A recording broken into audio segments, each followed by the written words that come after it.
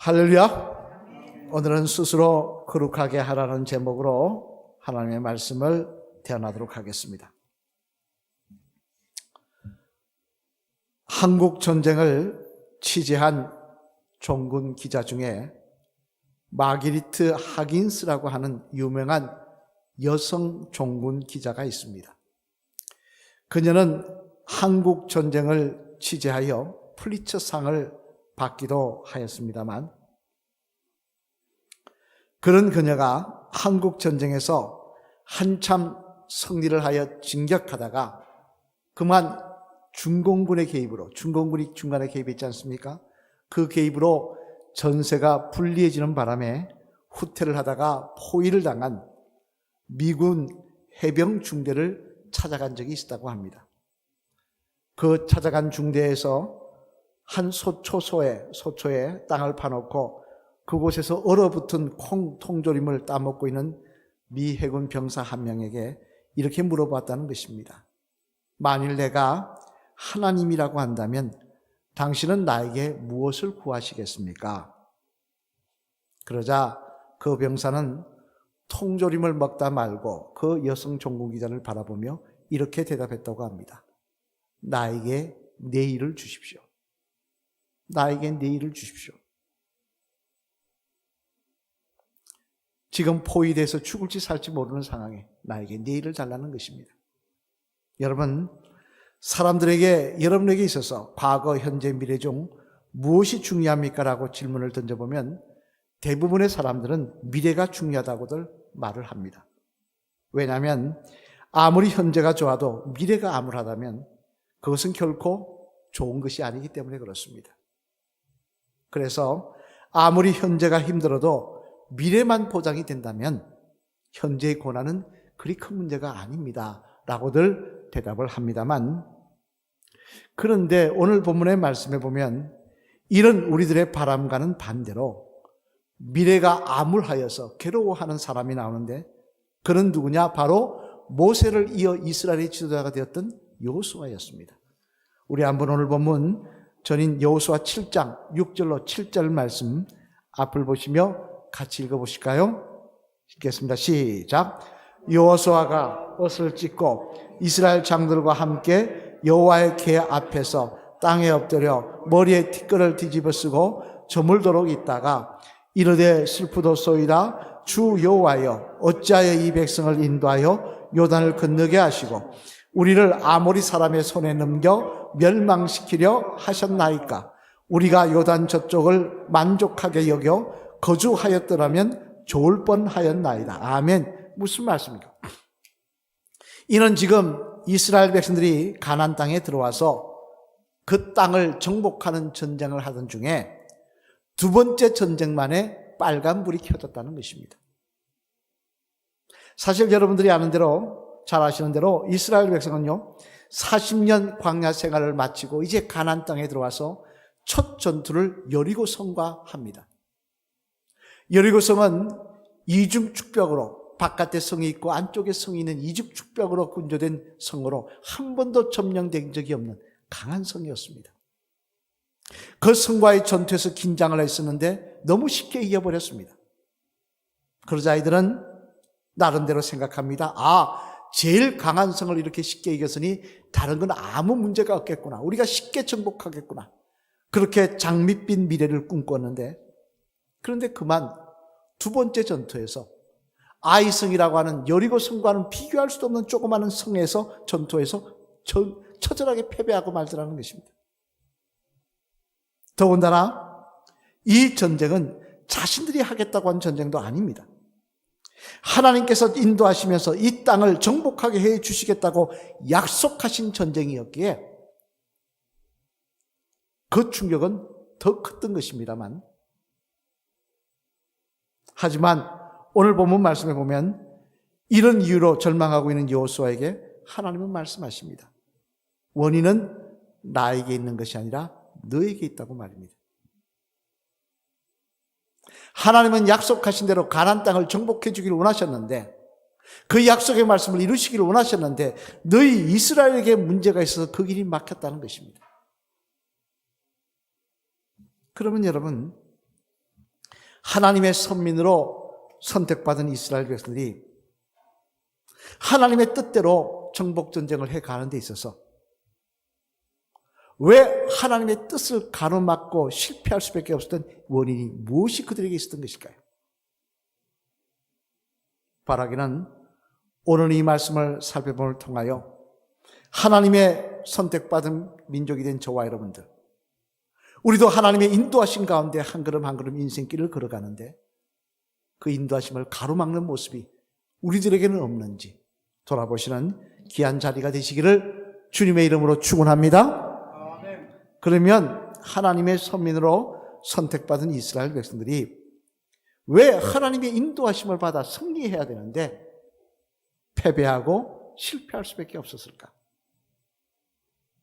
그 내용을 살펴보면요, 먼저 첫째로 앞을 보시며 같이 한번 읽겠습니다. 시작. 이스라엘 백성들 속에 하나님이 기뻐하지 아니하시는 탐심이 있었기 때문이었습니다. 뭐가 있었다고요? 탐심이 있었다는 겁니다. 좁게는 탐심이 있었다는 거예요. 오늘 보면 11절 말씀 앞을 보시며 같이 읽겠습니다. 시작. 이스라엘이 범죄하여 내게 그들에게 명령한 나의 언약을 어겼으며 또한 그들이 온전히 바친 물건을 가져가고 도둑질하며 속이고 그것을 그들의 물건들 가운데에 두었느니라. 아멘. 무슨 말씀입니까? 이는 첫 전투인 여리고성 전투에서 하나님의 명령을 어기고 하나님이 금하신 일을 행한 사람이 있었다는 것입니다.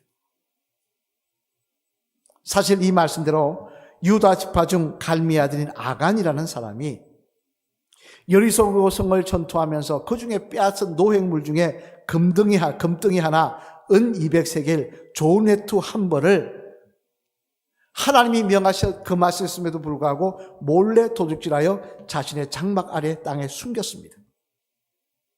그 바람에 여리고성에서는 이겼을지 모르나 그 다음 전투인 아이성의 전투에서는 패배하고 말았던 것입니다만, 그러면 왜 아간은 이런 물건들을 훔친 것일까요? 아니, 여러분, 금덩이 하나, 은 200세겔, 외투 하나, 많은 양입니까? 얼마 안 되는 양이지 않습니까? 그죠? 훔치려면 이따만큼 훔치지, 요만큼 그거 훔치면서 왜 목숨 거는 이런 일을 했을까요? 그 이유에 대해 오늘 본문 뒤인 여호수아 7장 21절 말씀에 보면 이렇게 말씀하십니다. 앞을 보시면 같이 읽겠습니다. 여호수아 7장 21절 말씀 시작. 내가 노력한 물건 중에 시날산의 아름다운 외투 한 벌과 은 200세겔과 그 무게가 50세겔 되는 금덩이 하나를 보고 탐내어 가졌나이다. 보소서 이제 그 물건들을 내 장막 가운데 땅속에 감추었는데 은은 그 밑에 있나이다 하더라. 아멘. 무슨 말씀입니까? 왜 가져가느냐? 탐내어 가져갔다는 것입니다. 그 물건을 보는 순간 아간의 마음속에 탐심이 생겼다는 것입니다. 심리학자들에 따르면요, 사람들에게는 누구나 다 소유욕이 있다고 그럽니다. 저나 여러분은 다 소유욕이 있죠. 이건 내 것이다. 내 것으로 했으면 좋겠다. 그래서 이런 소유욕을 만족시키기 위해 일도 하고 공부도 하고 또 자기의 집을 아름답게 꾸미기도 합니다. 물론 이런 소유욕은 잘못된 것이 아닙니다. 우리의 인생을 열심히 살게 하는 어떤 기름이 되기도 합니다. 하지만 문제는 이 소유욕이 발전하여 탐심이 될 때 문제가 생기더라는 것입니다. 이를테면 사람이 살려면 돈이 필요합니다. 돈 없으면 어떻게 살겠습니까? 그러나 그 돈에 대한 욕심이 지나쳐서 탐심이 된 경우에는 문제가 생기더라는 거예요.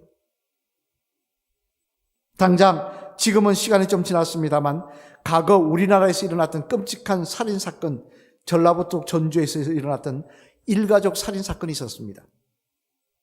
그때 부모님과 큰아들이 죽임을 당했는데요, 자살처럼 위장된 살인사건이었습니다. 수사를 해보니까 이게 자살이 아니라 살인이었습니다. 범인을 잡고 보니까 누구였느냐? 그 집 둘째 아들이라는 거예요. 더 기가 막힌 것은 경찰관이었던 외삼촌까지 합세해서 그 짓을 했더라는 것입니다. 왜 했느냐? 보험금 40억 원 때문에. 돈 40억 원 때문에 둘째 아들과 외삼촌이 공모를 해서 자기 누나와 매형과 조카를 죽이고 형을 죽이고 부모를 죽이고 그 돈을 갈취하기를 원했다는 것입니다. 여러분, 이 얼마나 기가 막힌 일입니까? 만약 이런 일들이 우리 주변에 일어난다면 내 가족을 믿고 마음껏 잠을 잘 수가 있겠습니까? 이것뿐만 아니라 우리 수수히 뉴스에 접합니다. 돈에 대한 욕심 때문에, 돈에 대한 탐심 때문에 눈이 어두워지자 보이는 게 없더라는 거예요. 그것밖에. 그 돈 몇 가지 때문에 못할 일이 없더라는 거예요. 이런 또한 다른 경우도 마찬가지입니다. 사람이 권세에 대한 지나친 욕심이 생기면, 탐심이 생기면 권세를 잡기 위해 못할 일이 없어지더라는 것입니다. 당장 중국의 지도자였던 모택동 사진 한번 볼까요? 마오쩌둥 모택동이죠. 이 사람만 해도 어떻습니까? 자기가 이 중국의 공산당 지도자가 되었는데 자신을 비판하는 희극인 헬스파관이라는 희극이 사람들에게 회자되면서 자기를 은연히 비꼬고 비판하자 자신을 절대화시키기 위해서 문화 대혁명이라는 것을 일으키게 됩니다만, 그러나 그 문화 대혁명을 인해 얼마나 많은 중국의 억울한 사람들이 죽임을 당했습니까? 학생으로 이루어진 홍위병들과 선동에 동원된 인민들에 의해 계급의 적으로 지칭받았던 수많은 전문가와 학자들, 배웠다는 이유로 재판도 하나 받지 못하고 축장에 찔려 죽는 그런 일들이 일어나더라는 것입니다. 단지 모택동이라는 한 개인의 권력욕을 채우기 위해서 그런 일이 일어나더라는 것입니다. 또 칭찬에 대한 지나친 욕심도 마찬가지입니다. 칭찬받는 거 좋은 일입니다. 인생을 살면서 칭찬받으면 얼마나 좋겠습니까? 그러나 칭찬에 대한 지나친 욕심이, 탐심이 생기면 어떻게 됩니까? 문제가 생기더라는 거예요. 당장 남이 칭찬받는 것을 보지 못합니다. 누가 저 사람 잘한다 그러면 그걸 못 봅니다. 어떻게 해서든지 남을 깎아내리려고 하고 다른 사람에 대한 모함과 비방도 서슴지 않더라는 거예요. 심지어 같은 성도끼리 헌신하면서 저 사람은 참 열심히 한다 그러면 비방하고 모함합니다. 이를테면 선교회 회장만 해도 그렇습니다. 참 재미난 것은요, 전임 선교회장이 후임 선교회장 잘한다고 칭찬하는 거 별로 본 적 없어요. 다른 사람이 후임 선교회장 참 잘한다고 그거 듣기 싫어합니다. 깎아내립니다. 없는 말하고 미워합니다. 칭찬에 대한 탐심이 생기니까 이런 일들이 일어나더라고요. 뿐만 아니라 명예도 그렇습니다. 사람이 명예에 대한 탐심에 빠지면 어떻게 됩니까? 자신의 이름을, 그 대단하지 않은 자신의 이름 높이는데 목숨을 겁니다. 세상 사람은 둘째 치고요, 성도 중에서도 그저 자신의 이름을 높이는 것을 지상과제로 생각하고는 교회에 나오면서도 자신의 이름 높이는 일이면 열심히 하고 자신의 이름 높이지 않은 일이면 시큰둥하며 열심히 하지 않습니다.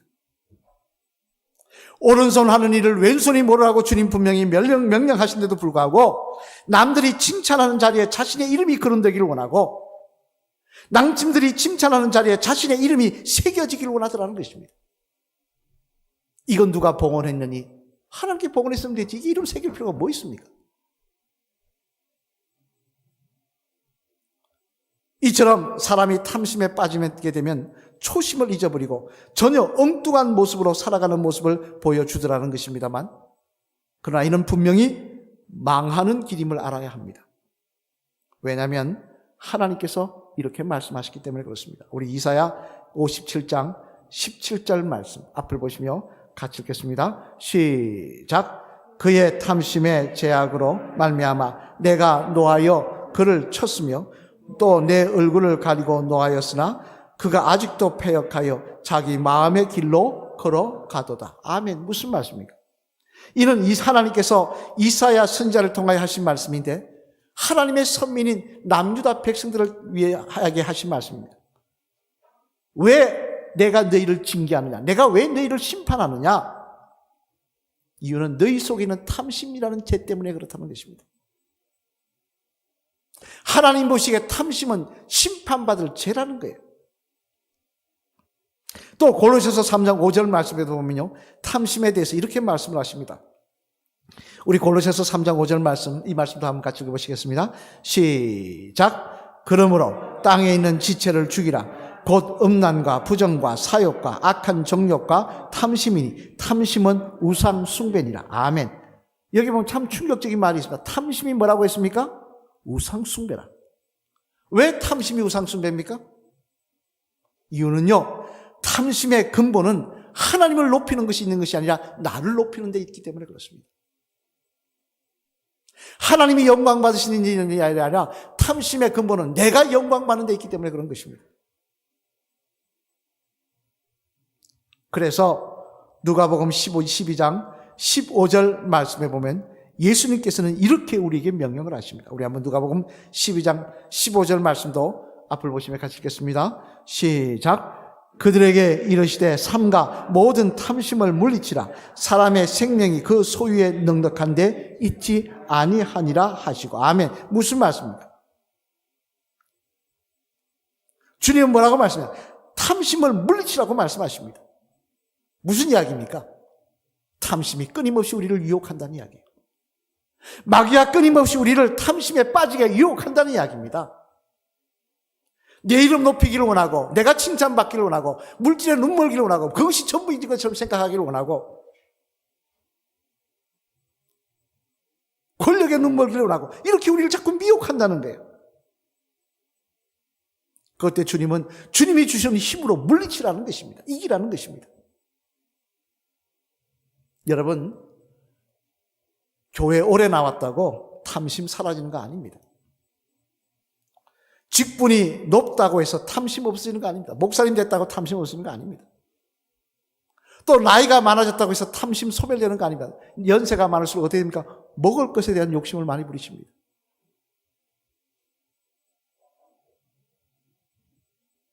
마귀는요, 끊임없이 우리 속에 하나님이 싫어하시는 우상숭배인 나를 섬기게 하고 내 욕심, 내 것을 만족하게 하는 그 탐심을 심으려고 한다는 것입니다. 그것을 묵상하게 하고 그것을 가장 중요하게 생각하고 그것을 위해서 하나님이 기뻐하지 않는 일도 하게 만든다는 이야기입니다. 여러분, 우리가 이 사실을 분명히 알고 우리가 하나님의 사람으로 선택되었다면 우리를 하나님으로부터 멀어지게 하고 하나님과의 관계를 단절하게 하는 이 탐심이라는 유혹을 우리가 예수 그리스도 이름으로 물리치며 승리하는 모습이 반드시 저와 여러분들에게 있어야 될 줄로 믿습니다. 그래야 할 때 우리는 끝까지 주님과 동행할 것입니다. 바라기는 성령 충만한 주의 백성들 되셔서 하나님께서 계속해서 구약 때부터 지금까지 진노하신다고 말씀하셨던 이 탐심의 유혹에서 이기시는 그런 저와 여러분 되시기를 주님의 이름으로 간절히 축원을 드립니다. 둘째로 또 하나 이스라엘 백성이 이 하나님이 약속하신 전쟁에서 패했던 이유는 뭐냐? 더 크게는 무슨 문제냐? 우리 같이 읽겠습니다. 시작. 이스라엘 백성들 속에 전쟁에 임하는 목적이 분명하게 있지 않았기 때문이었습니다. 작게는 탐심 때문에 그랬습니다. 그러나 더 중요한 건 뭐냐? 목적이 분명하지 않았다는 게. 오늘 본문 12절 말씀 앞을 보시며 한번 같이 읽겠습니다. 시작. 그러므로 이스라엘 자손들이 그들의 원수 앞에 능히 맞서지 못하고 그 앞에서 돌아섰나니 이는 그들도 온전히 바친 것이 됨이라. 그 온전히 바친 물건을 너희 중에서 멸하지 아니하면 내가 다시는 너희와 함께 있지 아니하리라. 아멘. 무슨 말씀입니까? 이는 하나님께서 왜 너희가 아이성이라는 조그만 성에서 패배한지 이유를 설명하고 계신 것인데, 물론 여기 보면 훔치지 말아야 될 물건을 훔쳤기 때문에 하고 이야기하십니다만, 그러나 여기서 우리가 주목해 볼 내용의 말씀이 하나 있습니다. 그게 뭡니까? 온전히 바친 물건. 즉 여리고성에서 승리하며 획득한 물건들을 이스라엘 백성들은 다 하나님께 온전히 바쳤어야 된다는 것입니다. 왜 바쳐야 되는 것입니까? 노력한 물건을 일부분 바치고 일부분 좀 가지면 좋을 텐데요. 40년 출애굽해서 광야 생활하면서 다 물건도 많이 없을 테고 또 성전 진다고 막 바치고 했는데 왜 바치라고 하신 것입니까? 그것은 바로 이 전쟁이 단순히 이스라엘이 좋은 땅을 찾아여 부자가 되기 하기 위해서 이스라엘 백성들이 편하게 살기 위해서 하는 전쟁이 아니었기 때문이었습니다. 물론 이 전쟁은 가나안 땅에 이스라엘 백성이 들어가서 살기 하기 위한 전쟁이기도 했습니다. 그러나 그건 부차적인 것이고 실제적인 목적은 뭐냐? 하나님께서 죄로 타락한 가나안 백성들을 이스라엘 백성을 들어서 심판하려고 하셨던 것입니다. 그래서 하나님께서는 이런 성전, 하나님의 뜻을 이루는 전쟁에 대해서 감당하는 이스라엘 백성들에게 여호수아 6장 17절 말씀에서 이렇게 말씀합니다. 우리 한 같이 읽어보실까요? 여호수아 6장 17절 말씀 시작. 이 성과 그 가운데 있는 모든 것은 여호와께 온전히 바치되 기생라합과 그 집에 동거하는 자는 모두 살려주라. 이는 우리가 보낸 사자들을 그가 숨겨 주었음이니라. 아멘. 무슨 말씀입니까? 그 성전을 감당하기 위해서 먼저 첫 번째 전투에서 얻은 노획물들을, 물질들을 다 하나님께 구별해 드리라는 것입니다. 여러분, 우리 그렇지 않습니까? 직장 취직해가지고 첫 월급 받으면 어떡합니까? 하나님께 드리지 않습니까? 그죠? 그 다음에 믿는 사람 그냥 드리고 두 번째 월급에서 떼어가지고 부모님 내복 사드리고 그러지 않습니까? 마찬가지로 이 전쟁은 하나님의 성전이므로 이 첫 성전한 전투의 노획물을 하나님 앞에 구별하여 드리라고 하나님 명령하셨다는 것입니다. 근데 아간은 이 전쟁이 하나님께서 가나안 땅을 심판하기 위해 치르게 하신 성전이라는 목적이 분명하지 않았습니다. 내가 가나안 땅에서 편하게 살기 위한 전쟁인가? 이 땅에 들어가서 살기 위한 전쟁인가? 목적이 분명하지 않았습니다. 엉뚱한 생각하고 있었습니다. 그러지 어떻게 합니까? 하나님의 명령은 들지 않고 여리고 성에서 자신이 탐이 나는 귀한 물건들이 나오자 몰래 훔쳐서 숨겨뒀던 것입니다. 여러분, 이는 우리도 마찬가지라는 사실을 알아야 합니다. 우리도 인생의 목적이 분명하지 않으면요, 아간과 다를 바가 없이 그렇게 살 수밖에 없는 것입니다. 세상 사람들 저렇게 산다고 손가락질하면서도 인생의 목적이 분명하지 않으면 나도 그렇게 삽니다. 다른 교인들 왜 저런지 모르겠다고 손가락질하면서 내 인생의 목적이 분명하지 않으면 나도 그렇게 삽니다.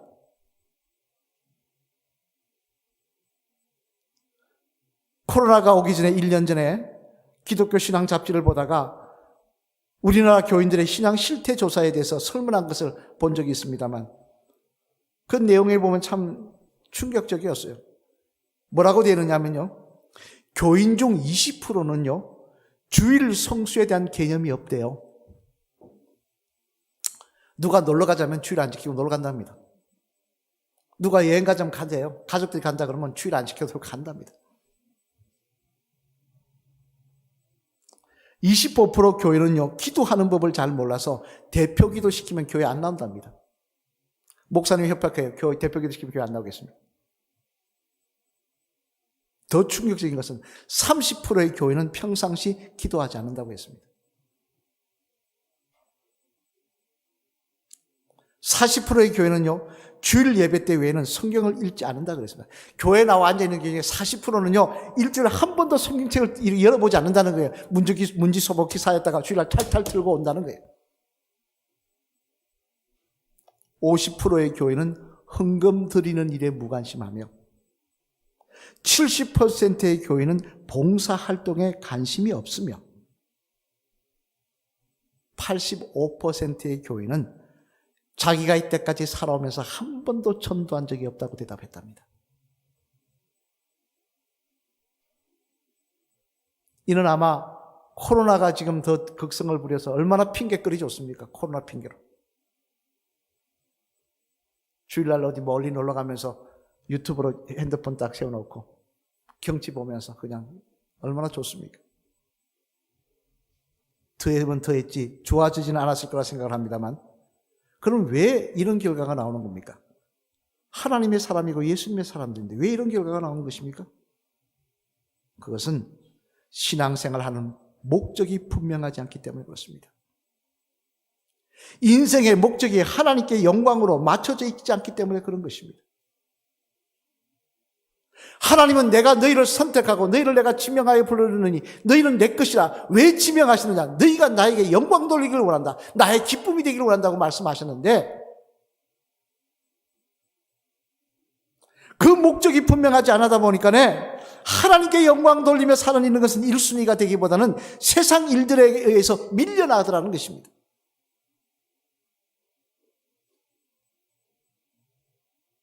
그러면서도 하나님의 축복과 천국에 대한 욕심은 있다 보니까 비록 적당이지만 교회 나오는 모습을 보여주더라는 것입니다.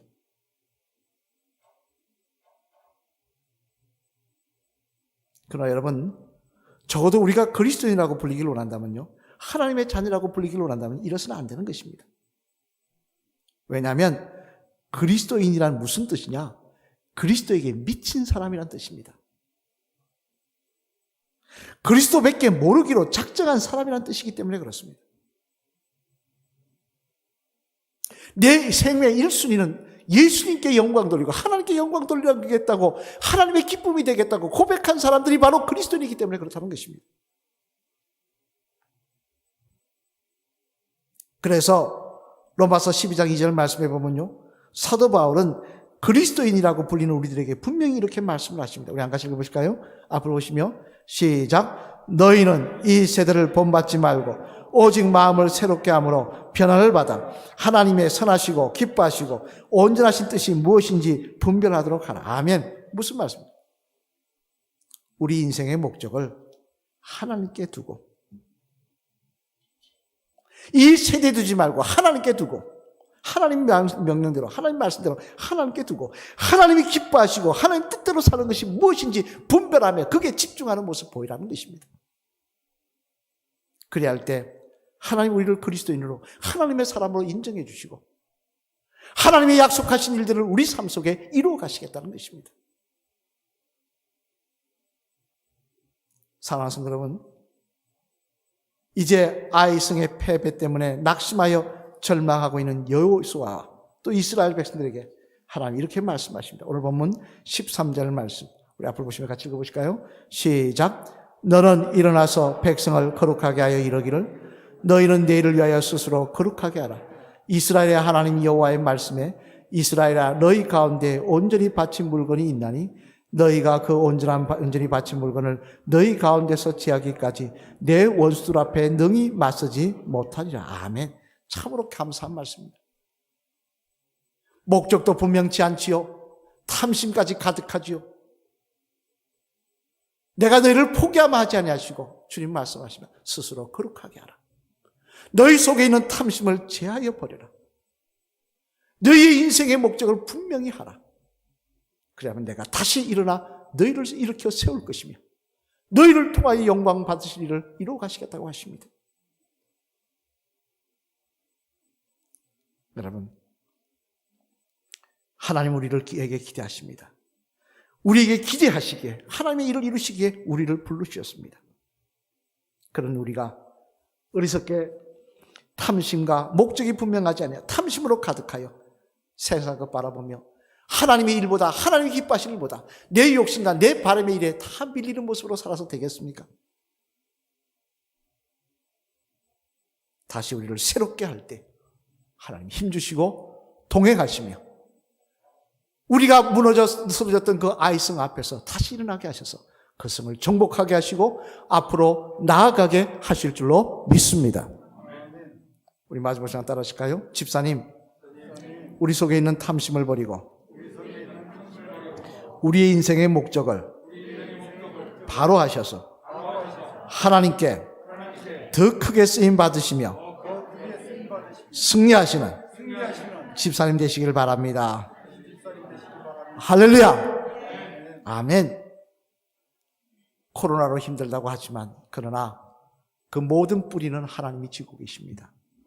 하나님이 인도하시면 아이성은 우리 앞에 무너지게 될 줄로 믿습니다. 로마서 12장 2절 말씀 다시 한번 같이 읽어보실까요? 같이 읽겠습니다. 시작. 너희는 이 세대를 본받지 말고 오직 마음을 새롭게 함으로 변화를 받아 하나님의 선하시고 기뻐하시고 온전하신 뜻이 무엇인지 분별하도록 하라. 아멘. 참으로 귀한 말씀입니다. 이 세대를 본받지 말고 탐심으로 가득 찬 삶을 살지 말고 오직 마음을 새롭게 함으로 변화를 받아 인생의 목적을 분명히 하나님이 기뻐하시고 온전한 뜻이 무엇인지를 소망하는데 그 일을 추구하는 데 두라고 말씀하고 있습니다. 바라기는 이 말씀처럼 스스로 거룩하게 하여 내일을 기다리는 저와 여러분 되셔서 하나님께서 우리와 함께 아이성을 이기게 하시고 하나님께서 우리를 하와 함께 가나안 땅을 달려가게 하시는 그 놀라운 은총이 저와 여러분의 인생의 간증이 되시기를 주님의 이름으로 간절히 축원을 드립니다.